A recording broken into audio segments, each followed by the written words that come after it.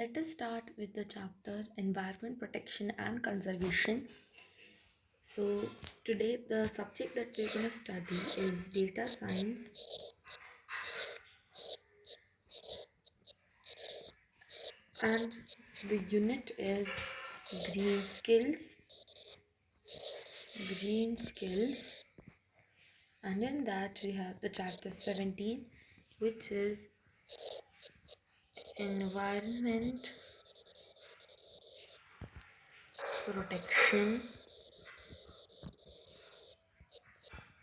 and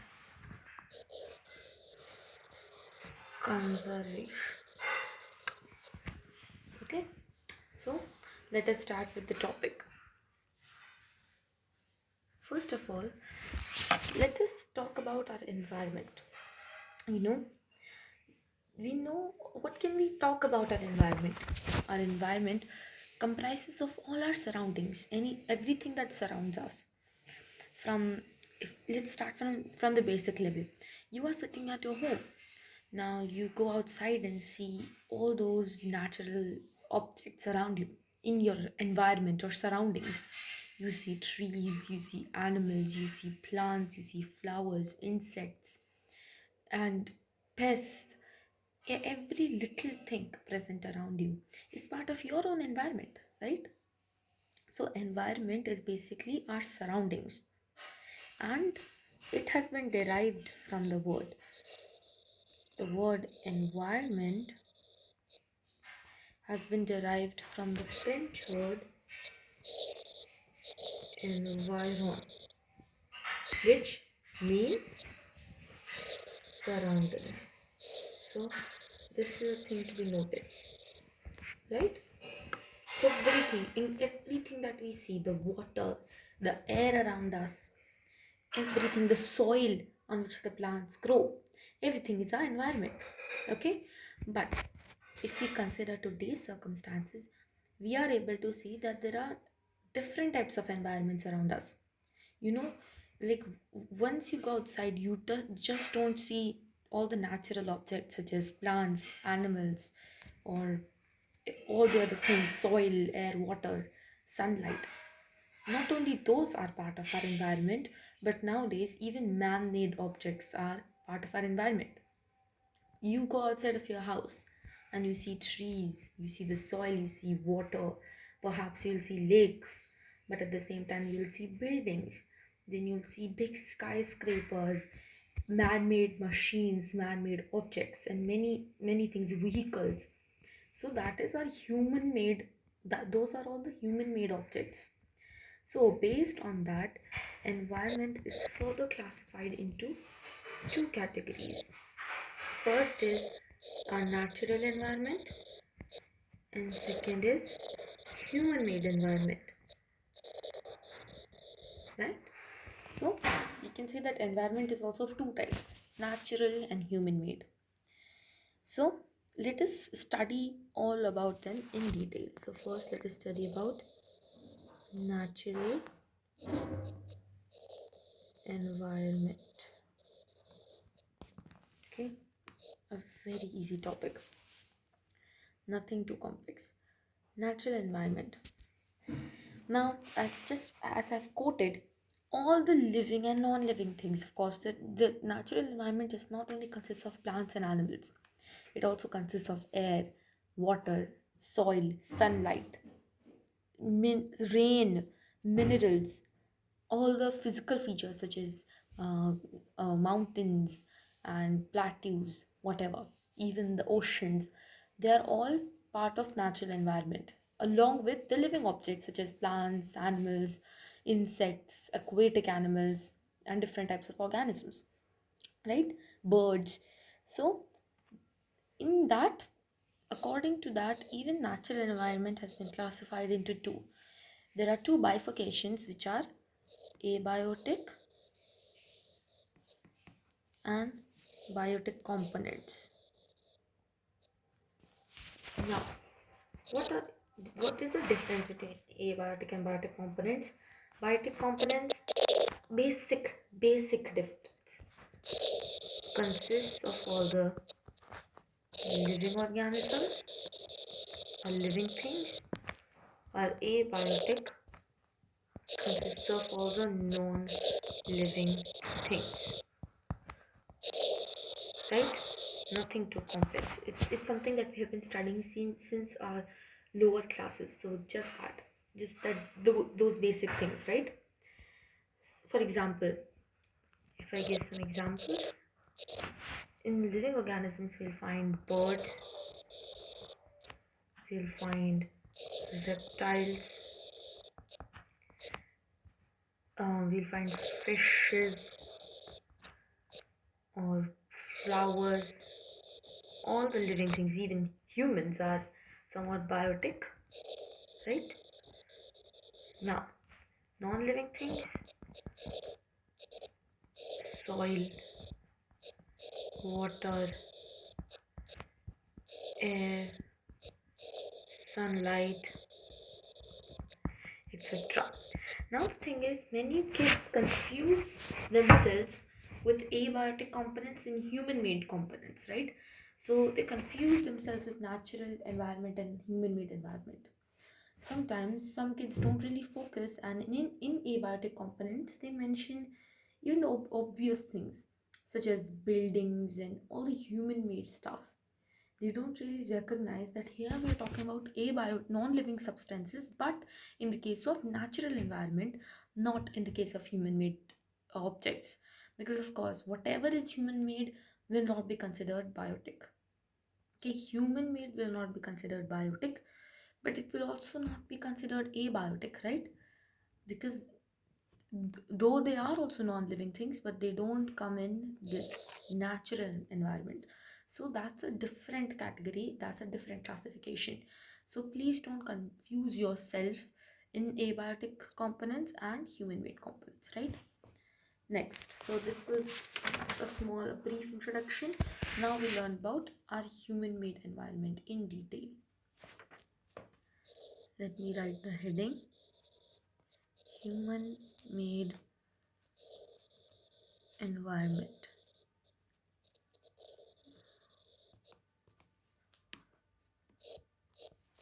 Simply, human made environment includes not only human made objects. Let me give you what it includes. It includes objects made by humans, okay? The activities, anything that is made by humans, not only objects but activities, processes, um, each and everything. Languages, even languages would become a part of our human made environment, right? Houses, buildings, whatever, all the even organizations and all our organizations, because all these components are human made, right? And so basically these are all part of human made environment, right? So for example, we can give vehicles, buildings, then clothes. In terms of objects, activities we can go with any small day-to-day life activity. Suppose let's go with manufacturing and organizations. All the social institutions and organizations you can easily mention, right? So this is all about the human made environment. So this was like a brief introduction to the chapter, and now we'll start with our environment. And now we'll start with the main topics, something which is quite different from what I have studied in lower classes. So our second topic for today is ecosystem. Now let me talk about it in detail because many kids confuse themselves with ecosystem and environment. Like, what's the major difference between the two? Of course we do understand the term ecosystem, and yes, many a times we do use that word uh, to describe anything natural. But the thing is, when we really talk when we really ask any question to differentiate between the two, then we often get confused. Like, what's the major difference between an ecosystem and our whole environment, right? So in order to do that, I would need to channelize our thoughts in a correct way in order to differentiate between the two. Okay, first of all, ecosystem is like environment is first difference would be environment is on a larger scale, is on a large scale, while ecosystem is on a smaller scale as compared. How? For example, I'll give you a simple example. The world is huge, right? The world is so huge that like we can't communicate with each and every one of them. So here let us compare the whole world to the environment. And now suppose I am a part of a community. Suppose any religious community, any suppose in any community in the work sector, in my work sector, or any, suppose let us take the example of a religious community. There is a whole world, but I'm part of that small religious community where I interact with all the people that are there. I communicate with them, I work with them, I perform religious rituals with them. No, I do different activities in that group, in that community. So we can consider the world as environment, or even the country or the city as environment, while the ecosystem would be that community. So just like that, we can say that in the whole world, we have a whole forest, and then there's a small pond in that forest where many fishes swim, many tadpoles are there, different kind of organisms live, and they are like a community. So that would be considered an ecosystem by itself, while the whole environment would be the basically that whole area, right? So let me elaborate first. Ecosystem is a community, right, of not only living but also non-living components.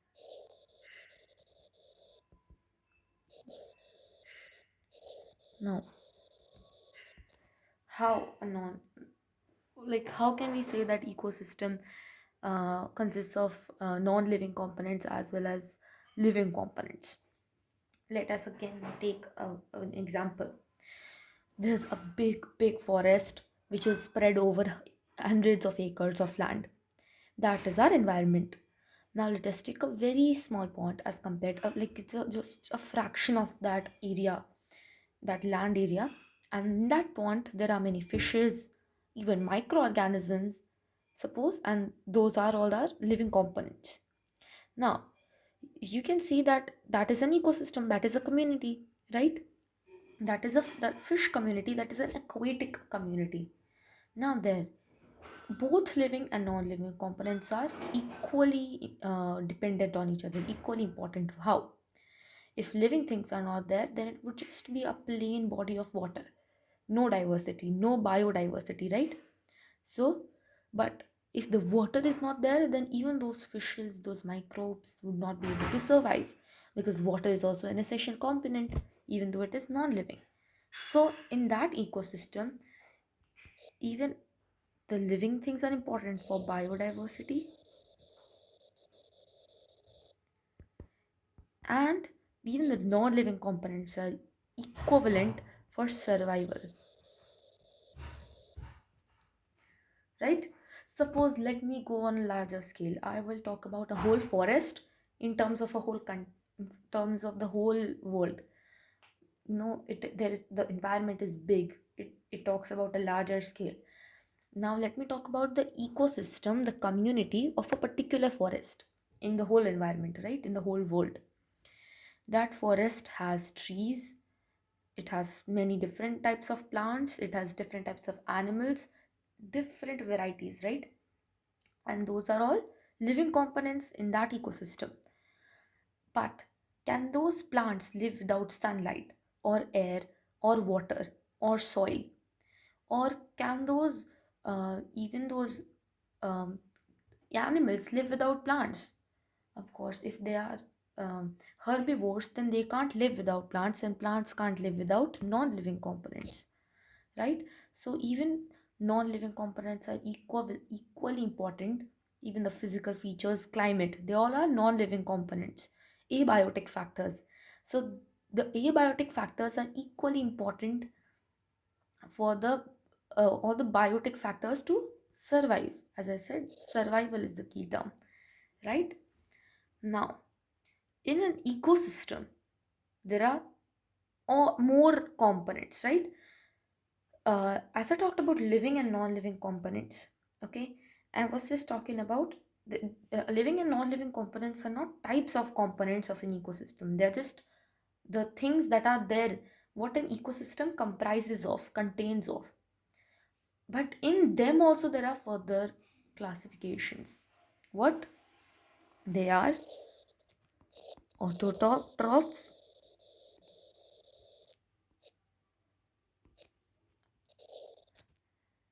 heterotrophs. Basically, these are all components of those living and non-living components only, and non-living matter.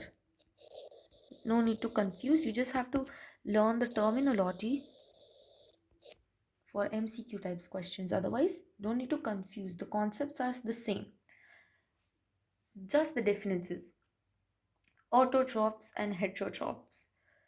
They are all living organisms, right? So, biotic factors, biotic components. Non-living factor is the abiotic components. Okay, so in autotrophs, the difference is, autotrophs, the word is also made up of, I think, as per I remember, autotrophs and heterotrophs, they have some meaning. I think troughs word means to produce energy or food. Yes, something like that. And auto means to produce food by ourselves. Self produce, like to produce food by ourselves without any external help. And heterotrophs means to consume food produced by autotrophs. Suppose plants don't need our help, right? Like they don't need our help to produce food. They, you can see any tree that is growing outside, which you have not planted, and still it would survive because it can make its food by itself. It can absorb water and minerals from the soil. It can take sunlight, it can take carbon dioxide and make its food by itself. It doesn't need any help. Now, heterotrophs, for example, us humans, we need the, if many people say that why can't we be also considered autotrophs, because we make our food by ourselves in the kitchen. But of course, from make by making the food, by this statement I don't mean that you have to really make our food. I don't mean that whole process. We have to at least make the raw materials of that food, but we don't make the raw materials by ourselves. We don't, produce glucose and carbohydrates and fats and proteins by ourselves. That is what is produced by a plant which we harvest and use for ourselves. So we are consumers of food, and autotrophs are producers of energy. And non-living matter, again, all the organic matter, all the things, non-living things which are found in an ecosystem. Okay, so this was also easy. The basic difference between an environment and an ecosystem is, environment is on a large scale. Environment is whatever we find in our surroundings, whatever. We are not talking about it in detail, we're not elaborating, we're just saying whatever is found, whatever, even if it's not related. While in an ecosystem, it talks about a specific community. Suppose if I talk about the aquatic ecosystem, I'm talking about the, yeah, so where was I? Yeah, so if I'm talking about an aquatic ecosystem, I mean an aquatic community which consists of different components such as water, microorganisms, aquatic animals, etc. Now, here We are being specific. In an environment, as I said, that even environment has two types, natural and human made. So if I'm asked to give components of an environment, I'll say vehicles, I'll say buildings, I'll say plants, I'll say animals, probably I'll say sunlight, I'll say soil and different things. But when we are talking about a ecosystem, that to a specific one, right? If I'm talking about, suppose, an aquatic ecosystem, then I'm being specific, then I can't mention vehicles there, I can't mention, for example, buildings, I can't mention many things there, not mountains, not anything. When we are talking about an aquatic ecosystem, it will channelize and it will, you know, broaden that broad, those broad details will narrow down to further specific details such as water, right? And even soil, we can say, at the bottom, sand bed, then aquatic animals, right? So we are talking about a specific community here, and we're talking about the broad aspects, right? I hope you have understood the difference. Now we'll talk about the five basic needs of living organisms. Basic needs of living organisms.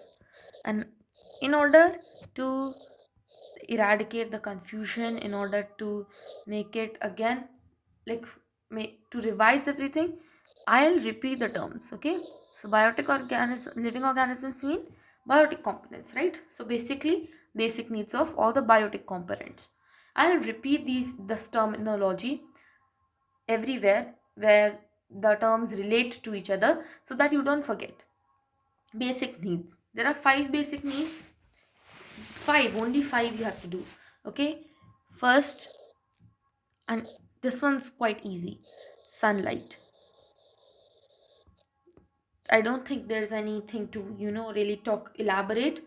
Sunlight provides a source of energy to the plants to activate the chlorophyll, to, for the chlorophyll to release its electrons and all. If you know the process, the light process and the dark process, if you know. So sunlight is important for plants, not only for plants but for even animals, because we need sunlight for vitamin D, for many essential, not many essential, but yeah, like one of them, vitamin D is important. So heat, sunlight can be, it provides heat to us. Sunlight is also important for many other activities. So, and light, definitely light energy. So sunlight is very important. Second, we have water. Again, we all know these basic things, right? Water is important for the plants to produce their food, for the animals to survive, for our day-to-day activities, even for the day-to-day activities that we don't need to survive, but it's something that we're habitual to, right? So yeah, water is also very important component. Now, air again, it contains of a mix, it's a mixture of gases. So in air, the plants need carbon, we need oxygen. So if the plants will get good amount of carbon for their photosynthesis, then only we'll get oxygen. And if we get oxygen, then only we'll exhale carbon dioxide, which will be further used by plants, right? Nothing too complex, very easy. It's just something that you have to focus upon. Air is important for us, air is important for all the living organisms, all the plants, right? Food or nutrients.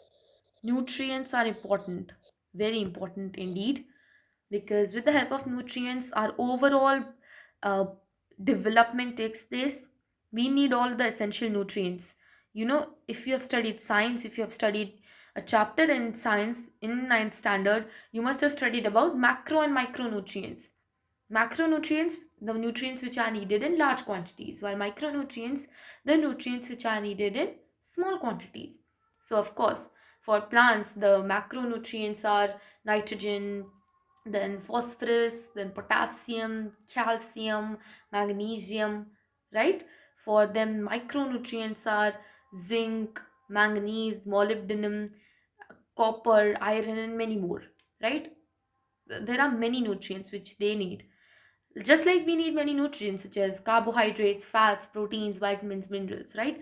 It's essential for each and every organism, even the microbes. And then a habitat, a suitable habitat. We can't just, you might have studied a very basic chapter in your earlier classes, lower classes, which was adaptation in plants and adaptation in animals. What did it talk about? It talked that not all living organisms can adapt to all the different types of habitats. Habitat is a place where an organism lives and has adapted to. I, if any, or not even I, if any, if you have a polar bear, right? A polar bear lives in the North Pole, and it has thick fur in order to protect itself from the cold. So it has been adapted, it has adapted itself to the environment, and it has that amount of fat on its body for insulation, so that it can protect itself from the cold, and it's habitual. We always think, like I've seen many kids think that how cold they must feel there, but it's actually their own habitat. They won't feel any discomfort there. But yeah, we will do, because we are living in India, which has an equatorial climate, right? So there's of course a difference in the climatic regions in our habitat. So habitats are also essential for each and every organism, because each and every organism has adapted to different habitats, right? Now, our next topic, uh, okay, so the next topic is basically the relationship between humans and the environment. So let me broaden it down to only one topic, because that is the important topic, which is, yes, a very important topic. Something that we have discussed every time. I think each and every teacher has discussed, and it's also very important: effects of human activities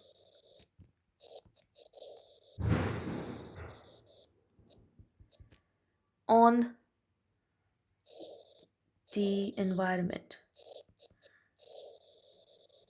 It's something that we have talked about since like a long time.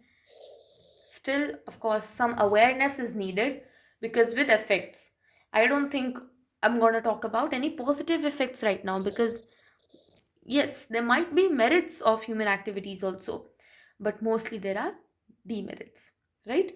First of all, humans, there is the exhaustion of resources. There, humans have been using resources in such, without any extent, on that usage, on that utilization of those resources, as if they are like, being produced every second or every minute, not knowing that there are many resources, such as all those fuels that we use, coal, diamonds. These take millions and millions of years to regenerate, and once, even petroleum, and once we don't take care of them, and once these are depleted, then there would be a huge decline in the whole, you can say, the geopolitical field, in terms of fine economy, in terms of all the resources, right? All the human activities, we would see a huge decline once these resources are exhausted, right? Second, we have, um, okay, this is industrialization, or you can say unplanned urbanization is also a good term. Deforestation is also a good term, but there is a term which I would, yes, like to use, because I've seen it around in my environment, right, in my surroundings. That is over construction. you know, growing population is there. It's itself is a big demerit. Excessive population, growing population, right? And to fulfill the needs of the people, you have to construct buildings. And in order to construct buildings, we'll have to, exploit the resources. Not only the resources, you would also have to degrade the land quality. Cutting the forests and making building, constructing buildings and houses and villas and whatever. That is basically degrading that quality, that environmental quality, you know so. And deforestation, again, very bad. Next, yes, disruption in the climate change, basically global warming or climate change. you know the Actually, this chapter is not very complex. This is something that we come across every day in our life. So you just have to recall all those things that you have heard. I've even watched many videos, and even in, like, short videos, I've seen people address these issues. So it's not something that is based on our course. It's not based just on our textbooks. It's a it's a very broad aspect of knowledge, which I don't think we need any resources, we need any device, textbooks to learn these things. This is something that's talks about general knowledge, right? Next, environmental degradation. Yeah, we've talked about these, right? And again, disasters. When there's a disruption in the climatic patterns, in the physiographic patterns, and in our ecological balance, then of course disasters. We are prone and vulnerable to disasters. Earthquakes. Let's not even talk earthquakes. Yes, they are prone, right? Earthquakes don't depend on these activities, right? Earthquakes just depend upon the movement of the tectonic plates. But when a piece of land has been mined a lot, mining, it has been depleted a lot, then it becomes, when its foundation has been depleted, has been degraded, that crust becomes thin, then that land is more prone to the destruction caused by earthquakes, right? And it's especially in the Deccan regions, where the I think the Indo-Australian and the European plates meet. That is a very dangerous and vulnerable region. Then landslides because of over construction. This point comes. This point is related to these points are basically related to each other, right? Floods because of climate change, climatic patterns, global warming.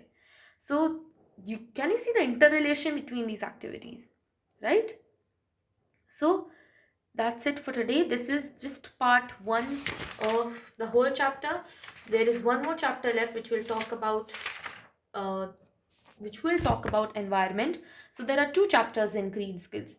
So today we have talked about these basic things. We have talked about the effects of human activities, basic needs of living organisms, all the components that are needed.